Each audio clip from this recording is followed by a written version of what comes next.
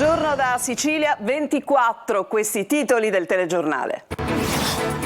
Sono le 12, scatta l'allerta in Sicilia, il test della protezione civile che ha fatto squillare i cellulari con qualche eccezione. La prova servirà come avviso in caso di calamità naturali. Abbiamo seguito l'esperimento dalla sala operativa regionale. Sgominata piazza di spaccio a Siracusa, emesse 16 ordinanze e 10 arresti. La droga arrivava da Reggio Calabria e Palermo, sequestrati cocaina e hashish che avrebbero fruttato €1 milione. Attentato incendiario in un cantiere del raddoppio ferroviario sulla Catania-Palermo. A fuoco il mezzo di una ditta subappaltatrice. I sindacati chiedono maggiori controlli.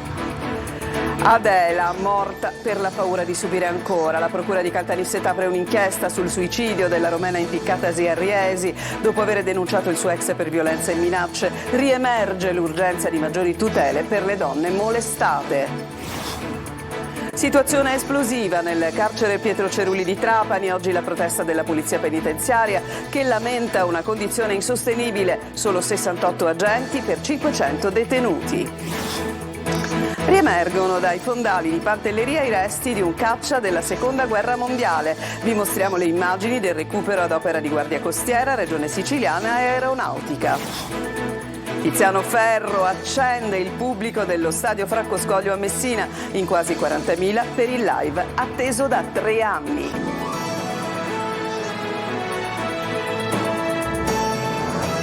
Ancora ben trovati da Sicilia 24, 12 in punto di oggi, i telefoni cellulari dei siciliani hanno vibrato e suonato. Ma cosa è successo? Si è trattato di un avviso in via di sperimentazione che in futuro potrà essere di prezioso aiuto in caso di calamità naturali. Il servizio di Marco Gullà.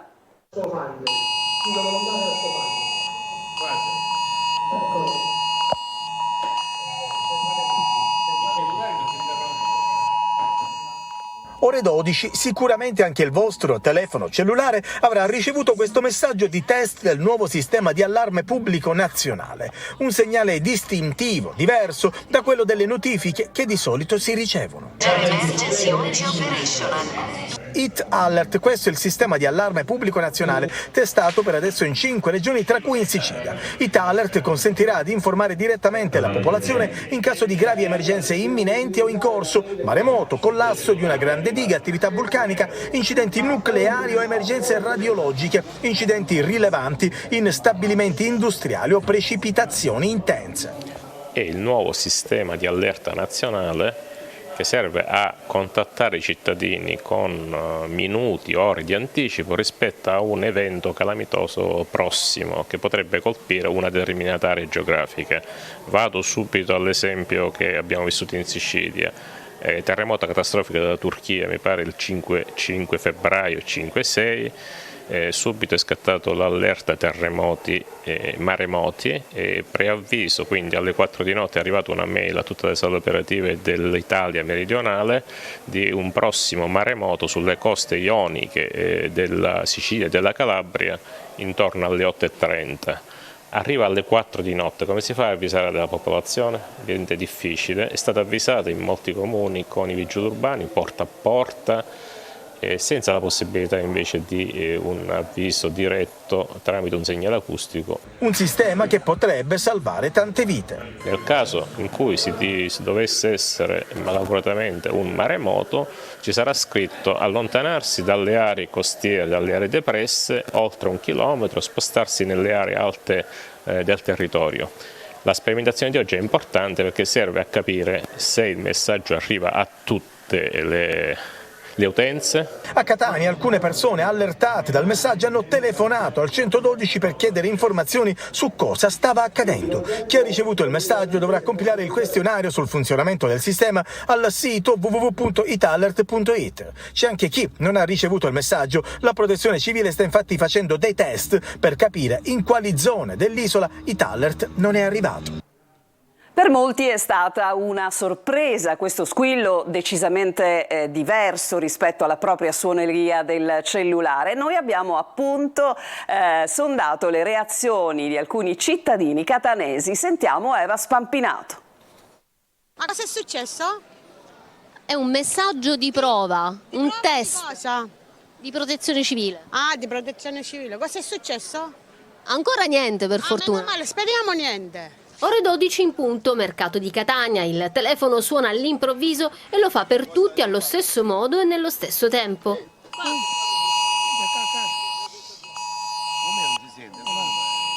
È il suono distintivo di IT Alert, il nuovo sistema di allarme pubblico nazionale che oggi viene testato in tutta la Sicilia. Questo è un messaggio di test del sistema di allarme pubblico italiano. Va bene, ok, stai tranquilla. Chi era al telefono? No, era mia moglie che gli è arrivato anche a lei, a tutti quanti. Tra le bancarelle del mercato la gente viene interrotta durante le spese, qualcuno con grande stupore, altri invece già preparati all'evento. Ma è la prima volta che vedo un messaggio del genere e sta arrivando a tutti. Eravamo stati avvertiti dalla protezione civile, Cosa ne pensa di questa nuova tecnologia? cosa molto utile. Questo sarà un messaggio standard che arriverà in caso di terremoto, maremoto, eruzione vulcanica. La trova una cosa utile? Per me sì, utilissima. Almeno siamo pronti a scappare. Siamo a Catania, l'ironia non può mancare mai, anche di fronte a situazioni di presunta emergenza. Io l'ho cancellato perché non lo sapevo, quindi siccome arrivano tanti messaggi, ma cosa mi potrebbe succedere di più di stare vicino a loro? Qualche disgrazia non penso. Siccome di tecnologia io capisco poco, e allora ho preso il telefono, che è successo? Ma un po', insomma, mi sono reso conto invece che era un messaggio che avevano mandato. Mio nipote, zio, uguale a me, si sono rotti i telefoni, invece no. Non tutti hanno ricevuto il messaggio, allo stesso momento qualcuno non lo ha ricevuto proprio. Il messaggio che è arrivato, questa cosa che suonava, mia figlia l'ha ricevuto. Lei non l'ha ricevuto? No, io li ricevo dal cielo i messaggi. La Sicilia è tra le 5 regioni italiane a prendere parte a questa esercitazione di protezione civile nazionale. E 2 scosse di terremoto sono state avvertite nel Messinese nella zona di Cesarola, prima alle 6:07 di magnitudo 4, la seconda pochi minuti dopo di magnitudo 2. Le scosse sono state registrate dall'INGV a una profondità di 19 km e 24 km. La seconda non sono comunque stati registrati danni.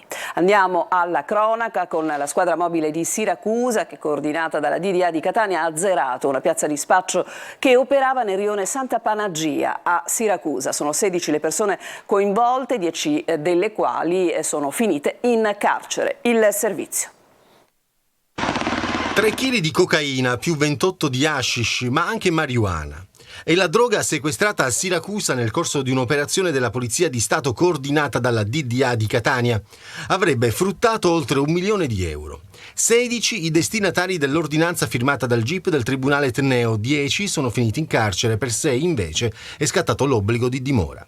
Sarebbero stati 2 cugini, Agostino e Pasqualino Urso, a gestire l'organizzazione. Ad aiutarli più di un braccio destro, prezzo e quantitativo da movimentare tra le direttive impartite. Per rifornire i magazzini andavano in trasferta anche fuori regione a Reggio Calabria.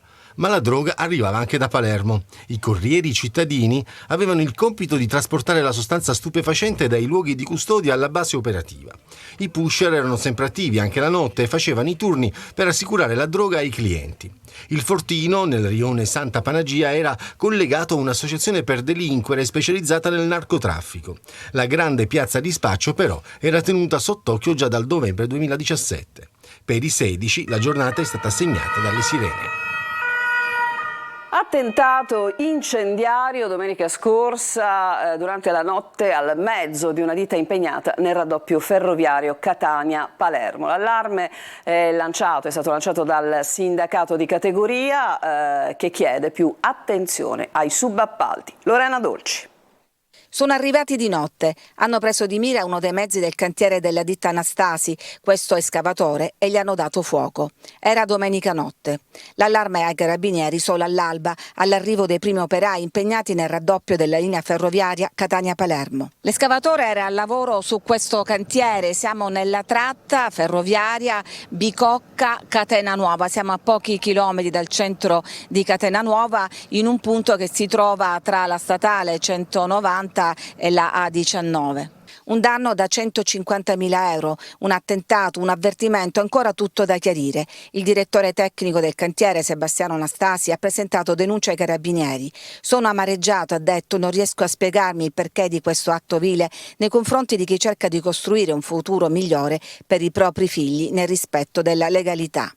La ditta è una delle tante che dal 2019 sta portando avanti i lavori in subappalto per conto della WeBuild, il colosso delle costruzioni. Preoccupato il sindacato. La filiera CGIL di Catania condanna episodi gravi come quelli accaduti ieri nella Bicocca Catanese. Episodi che destano preoccupazione, soprattutto alla luce di un crescente numero di appalti pubblici e soprattutto alla luce di un nuovo decreto degli appalti che dal 1 luglio non concentra il tutto anche sui subappalti. Bisogna che i protocolli d'intesa che sono previsti in prefettura possano essere estesi a tutti i settori e bisogna far sì che nei subappalti ci sia più attenzione. Abbiamo paura che in una terra dove cominciano a girare soldi, episodi come questi possano avvenire sempre più. Solidarietà dall'ANCE e dal presidente della Cassa Edile Gaetano Debole, che chiedono di alzare il livello di attenzione. Alla luce della mole di investimenti che si stanno facendo, chiedono anche un controllo militare delle aree interessate. La Procura di Caltanissetta ha aperto una inchiesta sul suicidio della donna romena che si è impiccata a Riesi dopo aver denunciato ancora una volta il suo ex per violenze e minacce di morte. Questo non è bastato per evitare questo tragico epilogo ed è così che riemerge il tema della necessità di maggiori tutele per le donne molestate. Adelaide Barbagallo. Qualcosa certamente non ha funzionato. Si è sentita sola? Non ha avuto fiducia nella giustizia? Era spaventata? Depressa? È una storia drammatica quella che arriva da Riesi, in provincia di Caltanissetta, sulla quale la procura ha aperto un'inchiesta. Perché Adela Gabriela Lingurar, rumena di 32 anni, si è uccisa il giorno dopo aver denunciato il suo ex per stalking e violenze. Lo stesso uomo, un connazionale di 26 anni, Razvan Barzoi, che aveva già fatto condannare a 11 anni di reclusione per violenza sessuale, stalking e minacce. Una condanna in primo grado che l'uomo stava scontando ai domiciliari e poi confermata in appello ad aprile. Ma Adela Gabriela il 28 giugno si è presentata dai carabinieri di Riesi per denunciarlo nuovamente. Violenze e minacce in pratica non si erano mai fermati, nonostante l'ex fosse ai domiciliari con braccialetto elettronico. Ritenendolo pericoloso, la Procura Generale di Caltanissetta ha reagito chiedendo e ottenendo il 30 giugno il carcere, ma il giorno prima Adela non c'era già più, si è tolta la vita impiccandosi. Ma al di là dei reati, al di là delle pene, al di là di una riforma di diritto penale, deve comunque esserci tutto un insieme di altri organi che devono funzionare, perché la ragazza si è sicuramente sentita a parte sola, si è sentita soprattutto sconfitta da un sistema non giudiziario, ma da un sistema statale che non le è saputa stare vicino. È stato lo stesso uomo violento il 29 giugno, prima di andare dietro le sbarre, ad allertare le forze dell'ordine, dicendo che Adela voleva suicidarsi. Possiamo considerare questa donna vittima indiretta di femminicidio? Certamente era caduta in uno stato di profonda frustrazione. Forse temeva che anche questa sua ulteriore denuncia non avrebbe posto fine al suo incubo. Oggi c'è un problema principale che è la solitudine e non è sufficiente l'inasprimento delle pene, ma è necessario, secondo me, soprattutto un controllo di queste pene. Un'altra donna, Adela, caduta nella trappola di un amore tossico. Sul suo profilo Facebook l'uomo si mostra innamorato e scrive: «Mia bellissima regina, mi hai lasciato troppo presto, ti amerò tutta la vita, non ti dimenticherò mai». Sarà ora la Procura di Caltanissetta a chiarire i contorni della vicenda, soprattutto per verificare il comportamento dell'uomo mentre era ai domiciliari e se ci sia stata qualche falla nei controlli. E continueremo ad approfondire il tema della violenza sulle donne nel focus di oggi alle 14.30 con Giusy Lazzara, le voci di chi lavora nei centri di sostegno alle donne in difficoltà, l'avvocato Elena Cassella e la psicologa Maria Giusicagno delle case rifugio della cooperativa Etnos di Caltanissetta. Potrete inviare anche le vostre domande alla linea WhatsApp 342 7455 005. Vi ricordo che la trasmissione, oltre a essere in diretta diretta su Telecolor e anche in diretta streaming sulla siciliaweb.it. I carabinieri di Lipari hanno sequestrato un'area di circa 8.300 metri quadri nella località Vallone Bianco e indagato 2 persone ritenute responsabili di avere provocato un disastro ambientale tramite l'esercizio non autorizzato di attività di estrazione abusiva di Petra Pomic, con l'aggravante di avere commesso il fatto in un'area sottoposta a vincolo ambientale e paesaggistico. Secondo l'accusa, i 2, una volta estratta la pietra,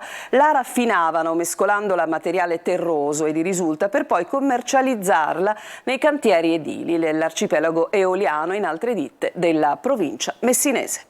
Adesso ci fermiamo per una pausa, torniamo tra poco.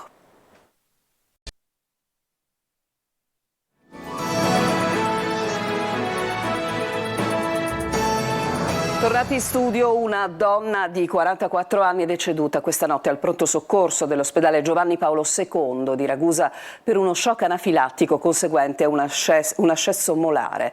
La donna, originaria di Napoli ma da tempo residente a Scicli, si era recata in pronto soccorso perché lamentava dolori all'arcata dentaria. Dopo che i medici l'avevano sottoposta a un TAC, la paziente è andata in shock anafilattico, inutili i tentativi di strapparla alla morte. Adesso a Trapani, dove la situazione al carcere Pietro Cerulli è davvero diventata insostenibile per gli agenti penitenziari. Oggi il sit-in davanti alla prefettura. Sentiamo Laura Spanò. La situazione ha ormai superato il livello di guardia nel carcere Pietro Cerulli di Trapani. A lanciare l'allarme il sindacato UILPA e FPCGL. Da qui l'ennesimo appello al prefetto e ai deputati eletti nel trapanese perché intervengano presso il Ministero della Giustizia per sollecitare un adeguato aumento dell'organico. Stamane sit-in davanti alla prefettura delle 2 organizzazioni sindacali, con loro anche il deputato regionale Dario Safina. A Trapani 550 detenuti, 220 unità di polizia penitenziaria che poi al netto tra riposi e ulteriori servizi nell'arco delle 24 ore appena che 50 unità sono disponibili a garantire ordine di sicurezza e trattamento. Questo governo ci aveva promesso risorse e interventi nei confronti della polizia penitenziaria. Ad oggi abbiamo 28 pensionamenti a Trapani e non è previsto nessun aumento congruo, anzi in tutta la Sicilia ci hanno assegnato 159 unità a fronte di 155 unità che vanno in pensione. Praticamente c'è stato un aumento solo di 4 unità. Ormai già siamo al punto di collasso, è un punto di non ritorno perché i numeri ormai non ci sono più al Pietro Cerulli di Trapani e quindi il personale ha bisogno di essere rispettato, di avere un manforte nei piani perché qui si parla di un agente per 80 detenuti. Questa è una battaglia che va sicuramente sostenuta e chiederemo ai parlamentari nazionali del PD di intestarsela, chiederemo loro in particolare di lavorare sugli organici della polizia penitenziaria perché non è possibile che ci sia un rapporto, come diceva il segretario della CGIL, 1,80 e questo anche, devo dire la verità, a tutela dei detenuti, per la qualità della detenzione, perché la detenzione non può essere solo repressione, deve essere anche riabilitazione, rieducazione, altrimenti smarriremmo il senso della nostra Costituzione. La manifestazione di Trapani fa il paio con una situazione analoga che si ripercuote un po' in tutte le strutture carcerarie dell'isola, da Palermo ad Augusto, dove si sono tenuti sit-in di protesta. In Sicilia mancano 1149 agenti penitenziari della regione, con il personale più vecchio anagraficamente, 50 anni di media. Situazione difficilissima poi da gestire in quelle strutture prive di direttori, tra cui Trapani, Agrigento, Favignana, Gela, Castelvetrano, Piazza Armerina, Sciacca e San Cataldo. Situazione drammatica e gravissima poi invece nel carcere di Augusta, definito una polveriera. Nelle settimane scorse sono morti 2 detenuti per un lungo sciopero della fame. Nelle acque di Pantelleria, adesso dove è stato ripescato un caccia precipitato durante la Seconda Guerra Mondiale. Il relitto si trovava a una profondità di 30 metri. Vi mostriamo le immagini del recupero. Il servizio è di Tonino De Mana. è rimasto negli abissi per 80 anni, ma dal mare riemerge una testimonianza della nostra storia, seppur dolorosa, visto che si tratta di un aereo precipitato a Pantelleria durante la Seconda Guerra Mondiale. In queste immagini quel che resta del caccia intercettore Macchi C-202 Folgore, adagiato sui fondali ad una trentina di metri di profondità in località Mursia. L'operazione di recupero è stata realizzata dall'Aeronautica Militare, distaccamento aeroportuale di Pantelleria, dalla Soprintendenza del Mare della Regione Siciliana e dalla Guardia Costiera. Del velivolo, individuato in fondo al mare nel 2010, era stata già recuperata l'elica tripala metallica prodotta dalla Piaggio, già esposta nella sede dell'Aeronautica Militare di Pantelleria. Nell'aprile scorso è stata realizzata anche una documentazione videofotografica in 3D che ha incluso anche il recupero del propulsore dell'aereo, un motore 12 cilindri invertito. Grazie all'intervento del terzo nucleo subacquei della Guardia Costiera di Messina è stato completato il delicato recupero del piano alare, reso possibile utilizzando un supporto metallico creato direttamente sul fondale e collocando alla base una serie di palloni per il conseguente sollevamento. L'operazione, durata 2 giorni, ha permesso di riportare in superficie il fragile reperto che conserva ancora intatte molte delle sue componenti. Tutti i reperti sono stati collocati nella base dell'Aeronautica Militare di Pantelleria per il primo trattamento di desalinizzazione. Poi verranno avviati gli interventi per il restauro e per la ricomposizione del velivolo che sarà esposto nell'hangar Nervi a Pantelleria. Adesso ci fermiamo ancora una volta, l'attesa è soltanto per vedere il grande pubblico allo stadio di Messina per Tiziano Ferro. A tra poco.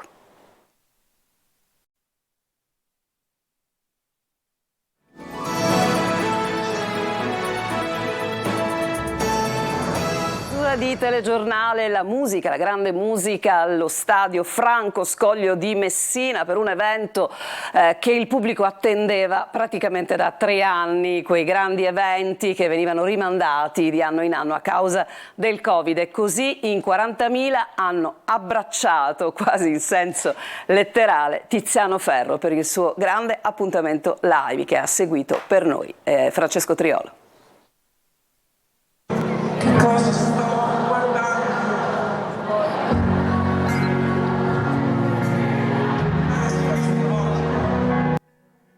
Messina lo aspettava dal 2020, 3 anni ed una pandemia dopo, eccolo il ritorno di Tiziano Ferro, accolto con un tutto esaurito allo stadio Franco Scoglio, dove sono arrivati fan da tutta la Sicilia e dalla Calabria. Quasi 40.000 persone su un palco costruito senza protezioni, molto scenico ed essenziale, progettato per consentire di avere quel rapporto personale col pubblico interrotto 6 anni fa.